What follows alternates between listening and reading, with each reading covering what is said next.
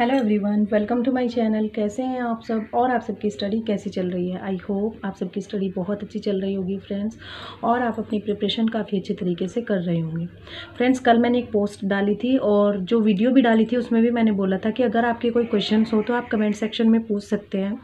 हो सकता है मैं कमेंट सेक्शन में आपके आंसर ना कर पाऊँ और मैं एक वीडियो में जो कॉमन क्वेश्चंस हैं उनको कलेक्ट करके आपके आंसर्स वहाँ पर कर दूँ। ठीक है ना फ्रेंड्स। तो मैंने कुछ क्वेश्चंस कलेक्ट करके एक जगह नोट डाउन किए हैं और मैं इनके जो आंसर्स है आप लोगों को दे रही हूँ। आपके जिसके भी जो भी क्वेश्चंस हो, आई होप अपने एक्सपीरियंस के अकॉर्डिंग मैं आपके जो क्वेश्चन है उनको सॉल्व कर पाऊँ। ठीक है। तो फर्स्ट क्वेश्चन है, एग्ज़ाम मई में होगा या नहीं होगा। कि न्यूज़ ऐसी आ रही है कि हो सकता है जो एग्ज़ाम है वो मई से भी आगे बढ़ जाए। देखिए फ्रेंड्स, होने को तो कुछ भी हो सकता है, लेकिन फ़िलहाल के लिए एग्ज़ाम मई में ही होगा। एग्ज़ाम 14 और 15 मई को ही होने वाला है और यही मानकर हम लोगों को प्रिपरेशन करनी है। अपनी प्रिपरेशन को अब बिल्कुल भी नहीं छोड़ना है। ठीक है। तो इस चीज़ पर अब स्टॉप लगा दीजिए कि एग्ज़ाम कब होगा, आगे बढ़ सकता है या नहीं बढ़ सकता है।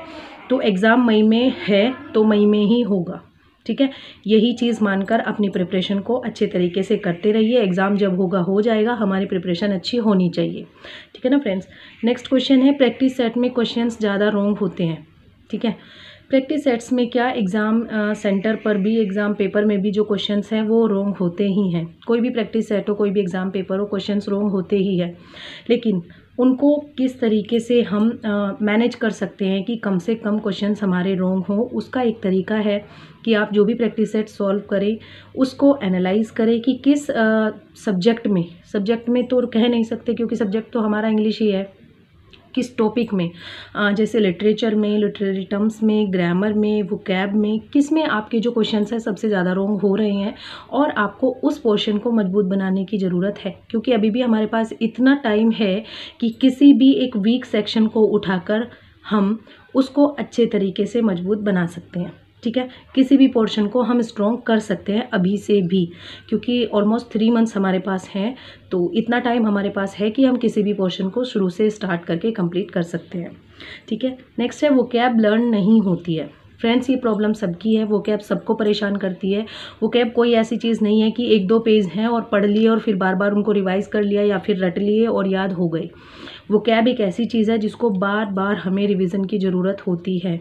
जितनी बार पढ़ो उतना कम है, इसीलिए जितनी ज़्यादा हो सके उतनी आप प्रैक्टिस कीजिए। प्रैक्टिस से ही कुछ पॉसिबल है कि आपको वोकैब्स जो है लर्न रहें।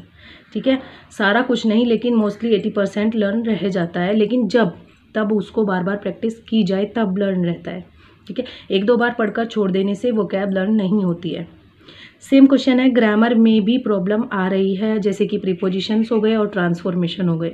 इन 2 सेक्शन में सबको सबसे ज़्यादा प्रॉब्लम आ रही है। मैं समझ सकती हूँ, क्योंकि मुझे भी प्रीपोजिशन में और ट्रांसफॉर्मेशन में सबसे ज़्यादा प्रॉब्लम आती है अभी भी। तो प्रीपोजिशन के लिए भी आपके लिए एक सजेशन है कि आप इनकी प्रैक्टिस ज़्यादा से ज़्यादा कीजिए।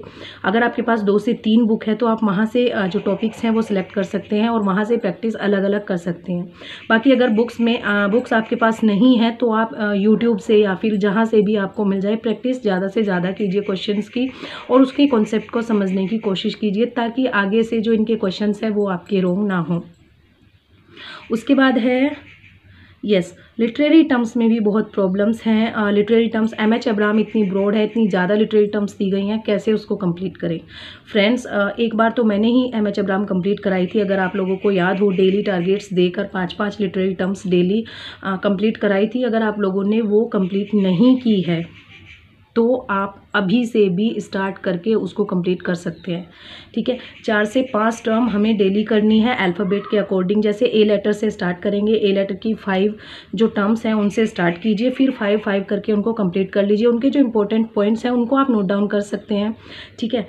और अगर आपके पास बुक है तो आप बुक में अंडरलाइन कर सकते हैं, हाईलाइट कर सकते हैं, अगर आपको नोट्स नहीं बनाने हैं तो। और तीसरा ऑप्शन है, अगर आपके पास बुक भी नहीं है तो एक टेलीग्राम चैनल है जिसका लिंक मैं डिस्क्रिप्शन बॉक्स में हमेशा दे देती हूँ।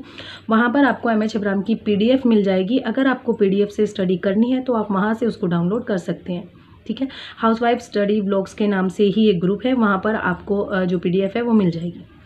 नेक्स्ट है, नॉर्मन लुइस की बुक बहुत कंफ्यूजिंग है, वोकैब कैसे लर्न करें। फ्रेंड्स, बुक कोई भी कंफ्यूजिंग नहीं होती है, बस उनका एक प्रोसेस होता है लर्न करने का, ठीक है। लेकिन अगर आपको टफ लग रही है तो आप उस बुक को छोड़ दीजिए, बाकी जो आपको सिंपल वोकैब्स मिलते हैं आप उनको लर्न कर लीजिए। नॉर्मन लुइस की बुक बहुत अच्छी है, वहाँ से रूट वर्ड्स अगर आपने लर्न कर लिए तो बाकी आपको कुछ भी लर्न करने की ज़रूरत नहीं पड़ती है। लेकिन अब ऐसा टाइम है कि आप जल्दी जल्दी में उसको कंप्लीट नहीं कर पाएंगे, इसीलिए आप किसी दूसरी बुक से वोकैब कर सकते हैं जिसमें आपको सिंपली वोकैब दे रखी है। जैसे आप एसपी बख्शी से लर्न कर सकते हैं, ब्लैक बुक से लर्न कर सकते हैं, ठीक है ना फ्रेंड्स।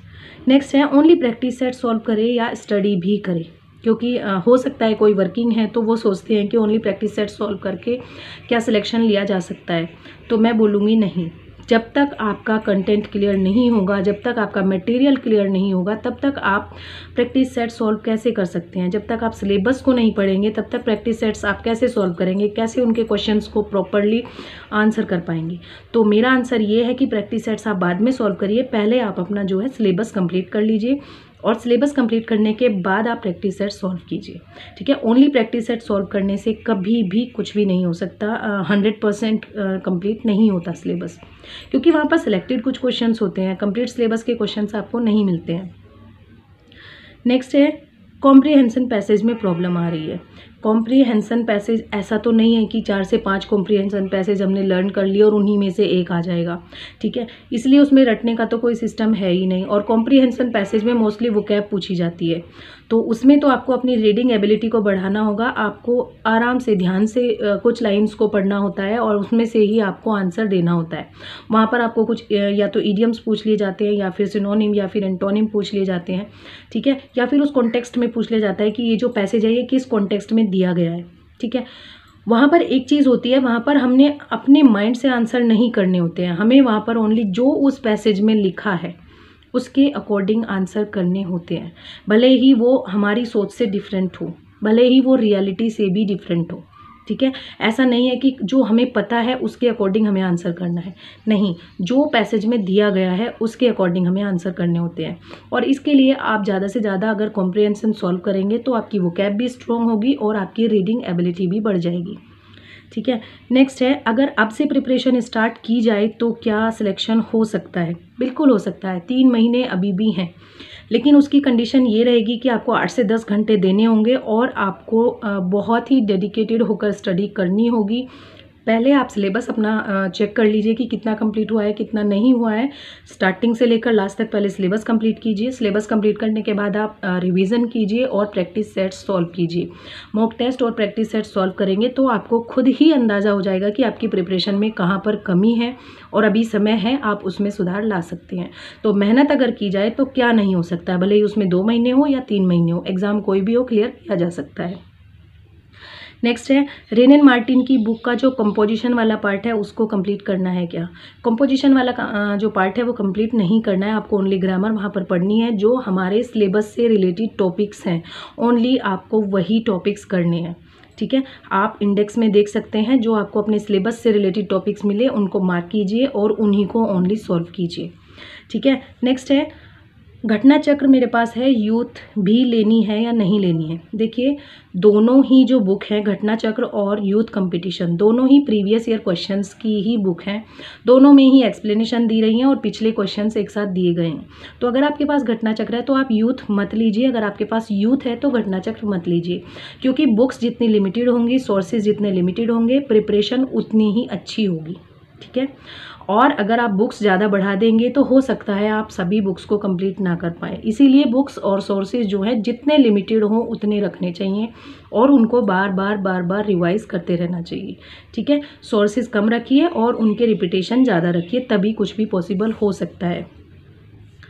उसके बाद last but not the least, यहाँ पर एक कमेंट अभी आज ही आया है, मेरी जो मैंने वीडियो डाली थी कि 2021 में मेरी इन 2 गलती की वजह से सिलेक्शन नहीं हुआ, उसमें कमेंट आया कि आप इस बार भी वीडियो बनाती रह जाना और सिलेक्शन इस बार भी एंड ...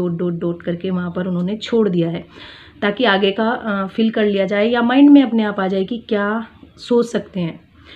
मैं आपको ओनली स्पेशली आपको मैं ये बोलना चाहती हूँ कि ये आपकी सोच है। ऐसा आप सोचते हैं कि मैं वीडियो बनाती रह जाऊँगी, सिलेक्शन होगा या नहीं होगा वो तो बाद की बात है, ठीक है। ओनली 10 मिनट की वीडियो से आप ये कैसे सोच सकते हैं कि किसी की प्रिपरेशन कैसी चल रही होगी, या फिर अगर कोई 10 मिनट की या 15 मिनट की कोई भी वीडियो पोस्ट कर रहा है तो आपको ऐसा क्यों लगता है कि वो अपना टाइम वेस्ट कर रहा है? क्या उसमें इतनी अक्ल नहीं है कि वो अपना फ्यूचर ख़राब कर रहा है? या फिर आप एक बात बताइए, जो लोग वर्किंग होते हैं वो भी प्रिपरेशन करते हैं, वो 8 से 9 घंटे स्कूल में जाते हैं, टीचिंग करते हैं, उसके बाद भी प्रिपरेशन करते हैं। मैं ओनली वीडियोस बनाती हूँ और 10 to 15 मिनट की वीडियो बनाने में इतना टाइम नहीं जाता है। मोस्टली ऑल ओवर जितना भी टाइम होता है मिलाकर एडिट या पोस्ट करने में, अपलोड करने में जो भी टाइम जाता है वो टाइम 1 घंटे का मान लीजिए, ठीक है। 1 घंटे का टाइम लगता है और इस 1 घंटे से अगर मुझे नुकसान लगता है तो मैं आगे इसको भी बंद कर दूँगी। लेकिन आप ये सोचिए कि आप ऐसा किसी को क्यों बोलते हैं। आप अगर किसी को मोटिवेट नहीं कर सकते तो आपको डीमोटिवेट भी नहीं करना चाहिए, ठीक है ना फ्रेंड्स। अगर आपको ऐसा लगता है कि ये सही नहीं है तो आप मत बोलिए। क्यों आप किसी को डिमोटिवेट कर रहे हैं या फिर कि आप वीडियो बनाते रह जाओगे, ठीक है। क्योंकि बहुत से लोग क्वेश्चंस पूछते हैं और मैं उनके क्वेश्चंस का आंसर करती हूँ और उनको बेनिफिट होता है। किसी एक के बोल देने से कुछ भी नहीं होगा। ना ही मैं इन नेगेटिव कमेंट्स को अब आगे कोई भी प्रायोरिटी दूंगी, या फिर क्योंकि ऐड मैंने इसलिए किया है क्योंकि मुझे अभी अभी ये कमेंट मिला और मैं सोच रही थी अभी कि देखो कितना भी कुछ किसी के लिए कर लीजिए लेकिन आपको लास्ट में नेगेटिविटी मिलती ही है।